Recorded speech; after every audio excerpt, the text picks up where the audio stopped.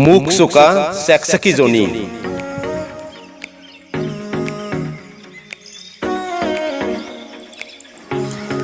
চেকচেকী চৰাইজনীৰ মুখখন বৰ চোকা। বাঁহ সাজিবলৈ তাই খেৰকুটা এগালমান কঢ়িয়াই থৈছিল। বতাহৰ বাঁহ লাগি ক'ৰবাত সেই সোপা পৰিল গ'ল। তাই আহি নেদেখি কোনেনো চুৰ কৰি নিলে বুলি গালি সপনি পাৰিবলৈ ধৰিলে। দহি কটাৰাজনীয়ে বুজালে, মিছাতে গালি পাৰিছা কিয়? বতাহে উৰুৱাই নিহে ক'ৰবাত পেলালে। চেকচেকীয়ে মুখতে ধৰিলে। মইহে জানো মোৰ কথা কিমান কষ্টেৰে গোটাইছিলো। বাঢ়ৈ টোকাজনীয়ে ক'লে, যি খবৰ হ'ল এতিয়া আকৌ খেৰকুটা এগাল আনি বাঁহটো সাজি লোৱা। বাৰিষাৰ দিন, কেতিয়া বৰষুণ জাক আহে ঠিক নাই। পিছে চেকচেকীজনীয়ে খঙতে বতাহক দুদিনলৈ গালি সপনিকে পাৰি থাকিল।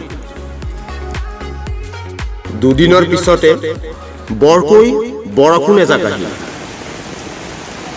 চেকচেকীজনী তিতিবুৰি পাতৰ মাজত সোমাই থাকিল।